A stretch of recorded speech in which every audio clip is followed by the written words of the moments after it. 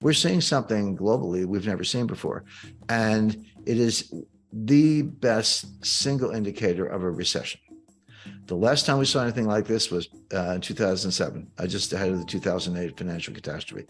So the stock market's saying it's all good, Goldilocks, soft landing, Fed's going to get the memo, they're going to cut rates, the pivot, and buy stocks. The bond market is saying, no, this is bad and it's going to get worse, and it's actually too late for the Fed to do anything about it. But what happens is, as you get closer to the actual thing you're worried about, the inversion gets nearer and nearer. Now it is literally a month away or less. So that's like a big red siren, flashing light, whatever you want to call it. Interest rates are a lagging indicator. Everyone's like, well, how could interest rates going up if we're in a recession?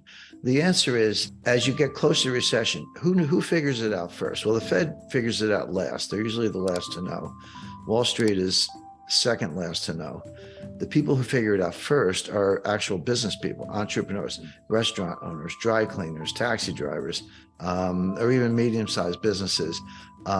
They see it. If you're in the trucking business, it's real time. Inventories are sky high and new orders are being slashed. You're not moving anything by truck.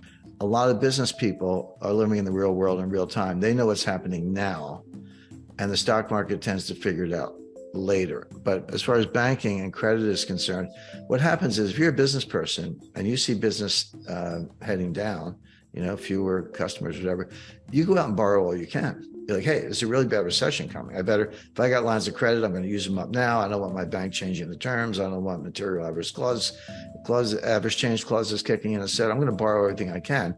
And that creates a demand for funds, and interest rates go up. And then the recession hits and the bankers go, what's going on?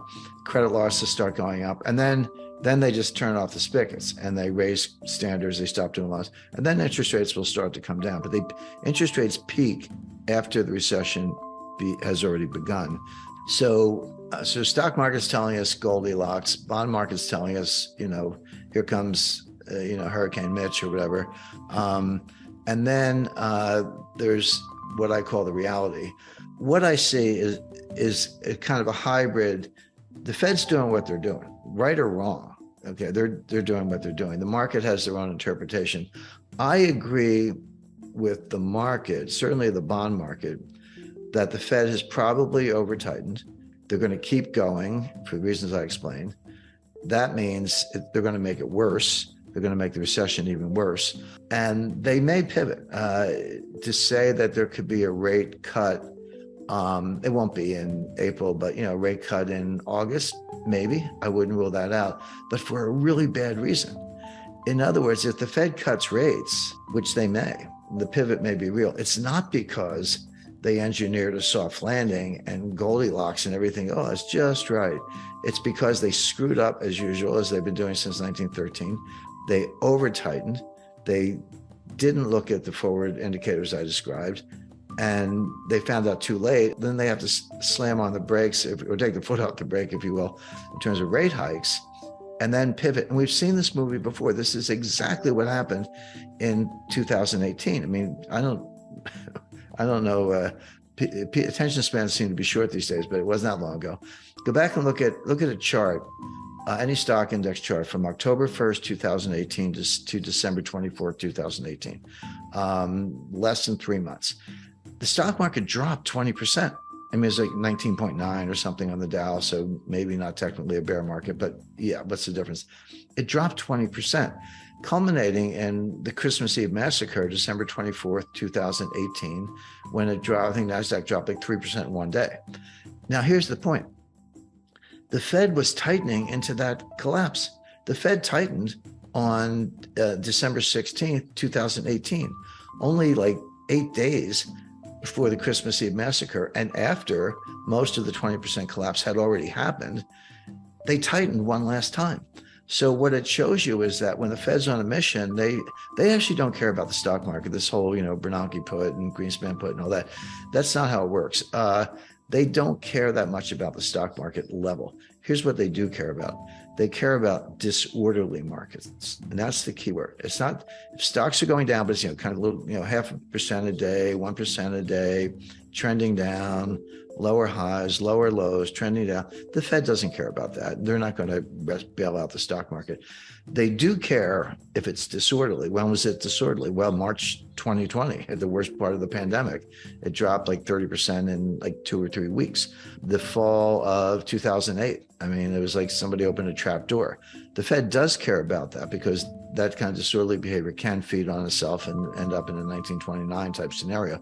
So the Fed will get the memo, as I put it, stop raising rates and begin cuts when the markets are disorderly, but not just because they're going down.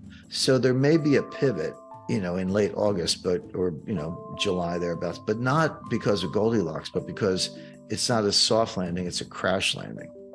But real quick, I guess, let's stick on the recession just for 1 second, because there's the, bad recessions generally come along with a lot of job losses. Do you see, given that this recession could be worse than most are expecting right now, there being, wide-scale layoffs of the sort we've seen in some of the bad previous recessions, like 08, like 01? The answer is yes. First of all, we're seeing it already. I don't match the company to the exact number, but layoffs on order of magnitude 10,000 to 20,000 terminated employees at Google, Amazon, Facebook, and other tech names. It affects other sectors as well, but tech in particular has engaged in a massive series of layoffs. And so people go, well, wait a second, how come it hasn't shown up in the unemployment numbers? Because the unemployment rate is it's around 3.5, 3.6 on the exact number. It's right in that neighborhood, 3.5, 3.6. We haven't seen that level of unemployment, that low, that is, since the 1960s.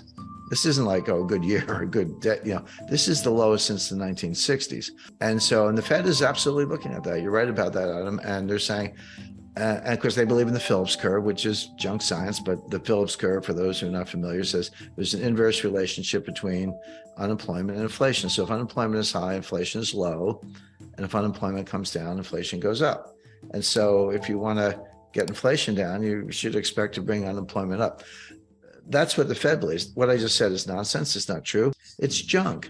But the Fed believes it. Again, it doesn't matter what I think. It matters what the Fed thinks. So you got to put yourself in their minds to figure it out. So as far as they're concerned, those kind of unemployment numbers, lowest since the 1960s, that's inflationary. They got to get those numbers up.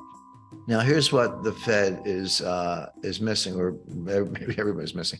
When you hear these layoff announcements, people are like, well, if they're laying off, why isn't the unemployment rate going up? Unemployment lags the business cycle. Unemployment is a lagging indicator. When you're an employer, entrepreneur, and you're in any kind of distress, not as many customers walking in the door, you'll do everything you can to avoid laying people off. You'll, be late on the rent. You'll turn down the lights, find a cheaper laundry, whatever it takes. And then by the time you get around to firing people, you run out of options. Like, I've done everything I can.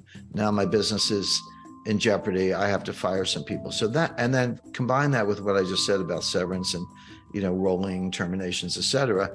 It's a lagging indicator. We know enough right now to know that number's going up this spring. But that's not inconsistent with the fact that we're already in a recession. It's exactly what you would expect, that unemployment's a lagging indicator. Now, having said that, what else is the Fed missing? Well, wages are up 5% on an annualized basis, 5.2% on an annualized basis. I'm like, yeah, and inflation's 7% or 6%. So your real wage just went down 1 or 2 points. Because when the Bureau of Labor Statistics reports those wage numbers, those are nominal numbers. I'm not saying they're fake, but you have to know that they're nominal, and you have to subtract inflation to find out what's happening to real wages. And the answer is real wages have been going down for a couple of years because they runs around 5% annualized, give or take. Sounds like a 5% raise. What do you want? Well, yeah, but with 8-9% inflation, or even 6% inflation, your real wage is going down. So that's not a robust number at all. The Fed, by the way, the Fed wants to make it worse. The Fed agrees that those wage gains are too high. But my point is, in real terms, they're actually going down, but the Fed wants them to go down more. That would be one way to put it. If you get inflation down and wages are constant, then the real wage goes up relative to where it was before. But if you're unemployed, you have no wage. So that's another issue. Now, what the Fed is missing, and it's a long list, but there's something called the labor force participation rate. Now, the labor force participation rate, you just take the number of people working divided by the total working age population. It's all you do. It's not sophisticated. And that number today is around 61%, 61.2, give or take, percent. But as recently as 2000, that number was over 70%. And has come down ever since, and it dropped like a stone during 2020, during the pandemic lockdown. Came back a little bit, but not much. The reason it got, first of all, it's never 100%. It shouldn't be. There are legitimate reasons to be working age population not working. You're a homemaker. You're a student. You're an early retiree. Right. You're in the military. Yeah. You're in the There's a bunch of perfectly good reasons. So it's never 100%, not even close. But 70 is pretty high and 60 is pretty low. And the trend has been down. So that leaves, relative to kind of a normalized number, that leaves about 8 to 10 million people between the ages of 25 and 54 who are not in the workforce. There's a big untapped labor pool. But if you took that group and threw it into the unemployment numbers, the way the Bureau of Labor Statistics calculates it, unemployment would be about 9%.